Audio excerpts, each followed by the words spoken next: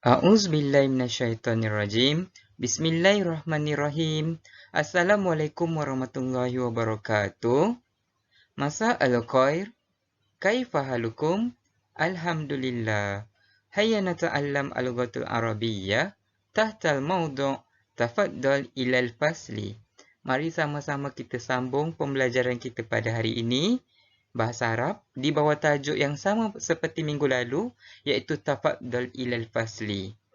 Siapa ingat lagi apa maksud tafaddal ilal fasli?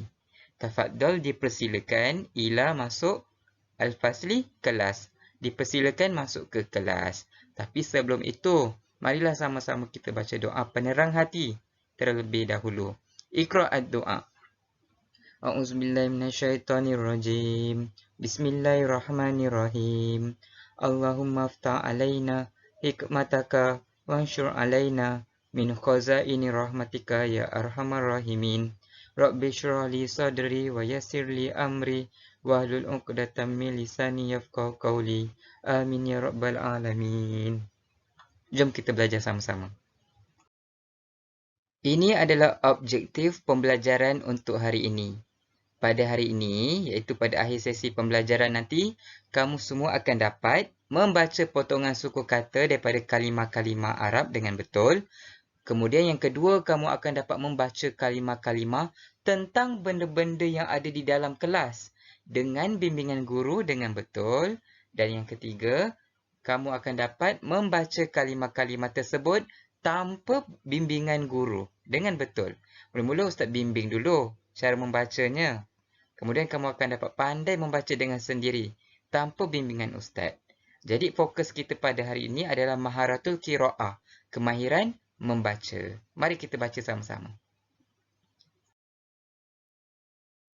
Awalan, iftal kitabul madrasi fi safha 13. Pertama sekali kamu buka buku teks bahasa Arab tahun 3 pada muka surat 13. Arahannya, aqra'u thumma wa uraddid.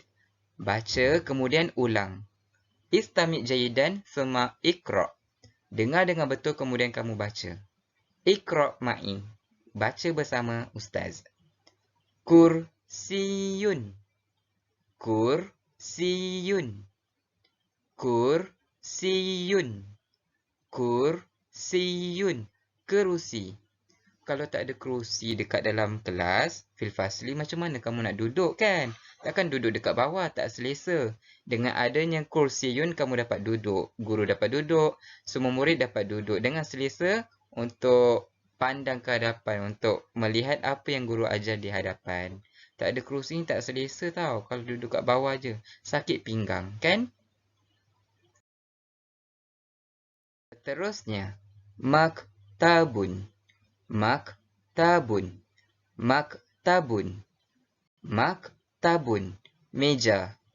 Kalau tak ada meja dalam kelas, susah ni. Kita nak letak buku, kita nak menulis, nak mencatat apa-apa, semuanya susah. Maktabun diperbuat daripada apa?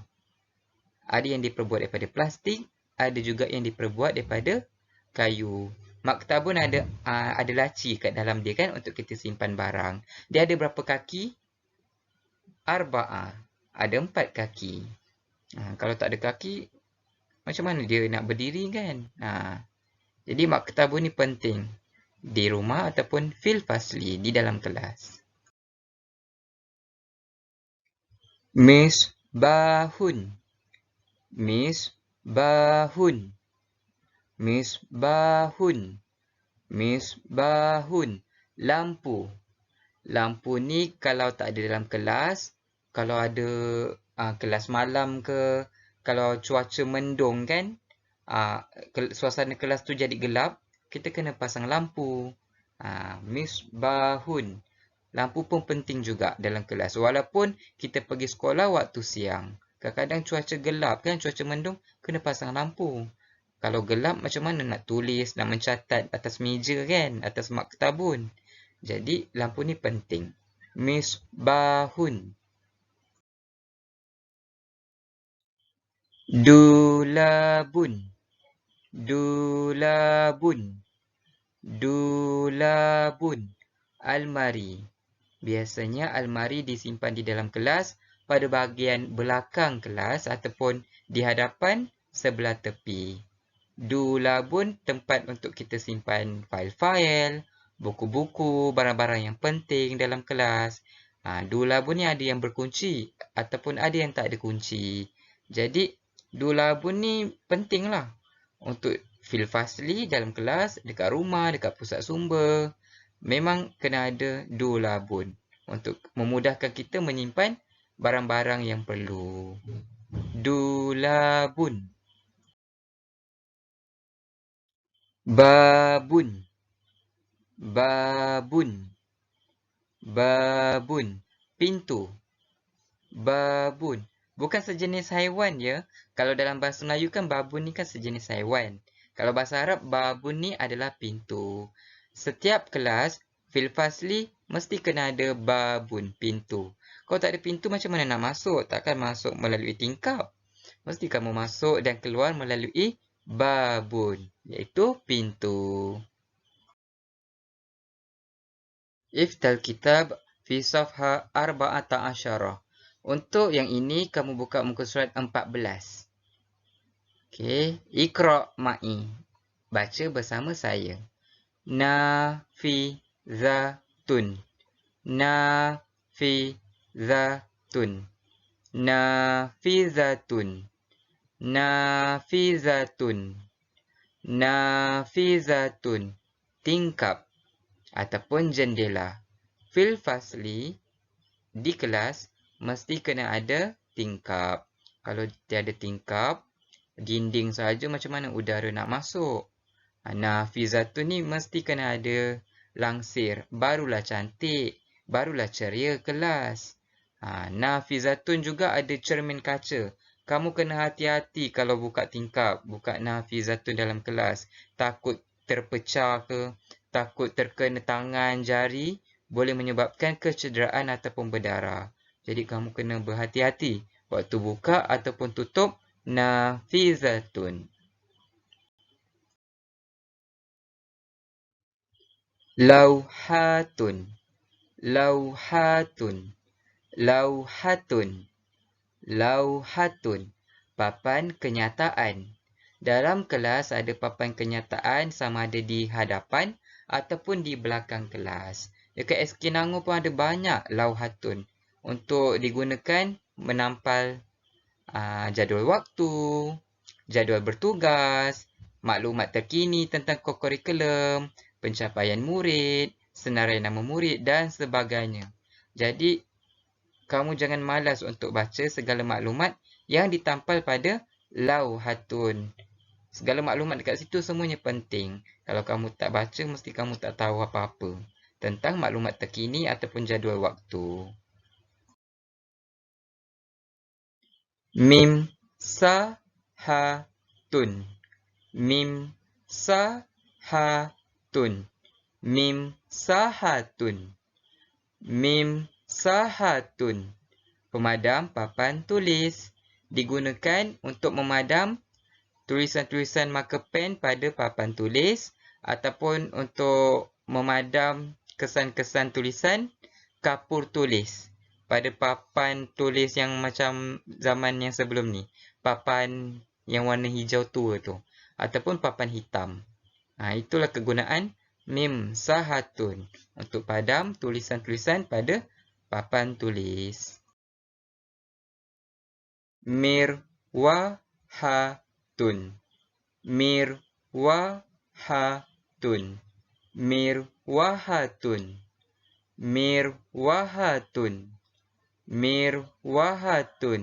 Kipas angin. Kalau tiada mirwahatun dalam kelas, apa kamu rasa? Panas gila lah kan? Panas betul, berkeringat badan, berpeluh-peluh, mandi peluh dibuatnya. Rasa tak selesa nak belajar, basah-basah badan.